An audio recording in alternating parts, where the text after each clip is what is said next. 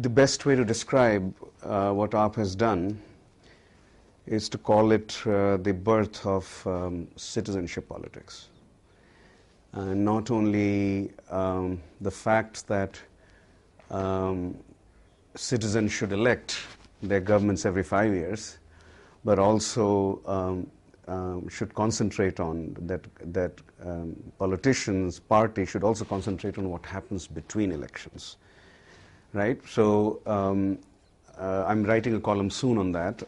This is going beyond identity politics, going beyond class politics, and talking about the entitlements of citizens, the rights of citizenship comes with a set of rights in modern times. And India's democracy has done very well as an electoral phenomenon. But Indian democracy has not done well between elections. First of all, AAP will change the discourse in any case, but if AAP becomes a major force in April or May, let's say winning 30 seats, right, which will make it a major force. And if it wins 40 by any chance, then it will be the third largest right away in Parliament. If that happens, then Indian politics will change beyond recognition. This cannot be a pan-India phenomenon for certainly in the next election, because you don't not only need an idea, you also need an organization, and beyond the organization also a third step is normally needed, which is credibility of the people who are in the organization. So the first big issue that AAP has to sort out in the next 2 weeks, as early as next 2 weeks, perhaps a month, or not more than that, is whether it's going to run from India's 100-odd urban constituencies or from 543 constituencies. This is a very big decision. More than 7,000 volunteers appear to have come to Delhi from outside. Multiply that by 543, it's a huge operation. It can, through cloud funding and checks written by even by industrialists, some are very attracted to AAP. I have met some already who are very attracted to AAP. The funds required for running from 543 is now less of a problem for AAP. But creating an organization in all of those places and running a credible campaign in all of those places is a more challenging issue. So that it can be scaled up to all of urban India, I think, is a more realistic political proposition than a nationwide scaling up. There is a centrist tendency in Indian politics, and that is more pronounced at the national level than at the state level. So an ideologically pure left-wing or right-wing takeover is possible at the state level, but is not possible at the national level. And any party that seeks to come to power in Delhi will have to make compromises and will have to move towards the center. What happened to BJP is it became right of center, and what happened to Congress became left of center. You know, Congress has been left of center for very long, so it tries to reinvent its left of centerism, if you will, right? And it's trying to do so through rights-based legislation, for example, now, right? But BJP had to come towards the center. And please note that Mr. Modi's campaign so far has been strikingly devoid of anti-Muslim rhetoric. It should not be. It should be noted that he has understood the logic of how to campaign on a national level. Whatever he did in Gujarat that's not going to be easily translatable elsewhere, and will not, if used, will not bring political dividends. Now, regional parties can come to power at the regional level, but if they're going to extend their reach, they'll have to have coalitions, right?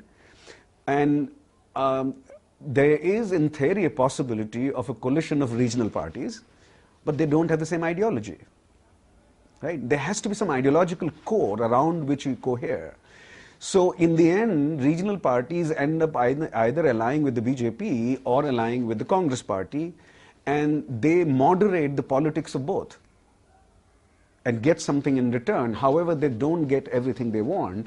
So you begin to get the bargains of democratic politics. You begin to get a dilution of ideological purity on all sides. The social welfare politics that Congress sort of led, right, around right to education, right to food, right to employment in rural India, given the fact that India was growing rapidly and there was reason to believe income inequalities were going up and the growth was not very employment intensive, it did make logical sense. The problem is that you cannot run that form of politics in a slowing growth environment without creating inflation. If your growth is 8%, you can play the welfare game because fiscal deficits will not be high. But if your growth comes down to 4 to 5% and then you run the welfare game, then your fiscal deficits will be very high and you'll have inflation. Right? So it's a simple link, right? So at this point, the surveys that I have seen suggest that inflation is a bigger issue than employment, right? And then if you trying to provide employment and education to those who will be left behind, but in the process prices are going up, and certainly prices of those commodities that they consume are not even 11%, let's say have gone up by 18% or 20%, then your actually social welfare politics is beginning to hurt you, right? Is beginning to hurt you. So you're trying to give them rights, new rights, but the financing of those rights is leading to such high inflation that they are feeling hurt, not benefited. Right? So this problem, I don't think Congress party intellectually understood. This is a real intellectual error here, that social welfare politics cannot be run in a low growth environment. This was not understood. Urban India is looking for different kinds of issues, to be sure, but I'm not sure the urban poor would necessarily be opposed to welfare politics. I think Aam Aadmi Party is going to cut seriously into Congress party vote. I don't think it will be, if people believe it will get 100 seats or so, though all bets are off, I think. We should say that. We can't be so sure about our predictions in very uncertain times. But for Aam Aadmi Party to reach 100 seats without penetrating rural India is impossible, right? And creating a presence in rural India, a significant presence in rural India, is not going to be easy in 4 months. So we should, a much more realistic political prospect is deepening of democracy through discourse and through a serious penetration of urban India. And if 30 seats it can get, right, it will be very good. And Congress party has to worry about whether it can maintain 3 digits. The campaign has to somehow make sure that it doesn't drop below 3 digits, right? And we can all go wrong in our projections. You know, we are not, there's 5 months is a lot of time in politics, and much depends on, you know, strategies, much depends on, you know, it will be a, you know, I won't say down and dirty, it could be a down and dirty kind of fight, but it would be a fight to the finish. A lot is at stake. A lot is at stake. So, Congress will, I think, will remain undoubtedly at least the second most important party, even after a debacle. But a debacle has to be prevented from their own. I'm now talking about their own perspective. A debacle would be less than 100.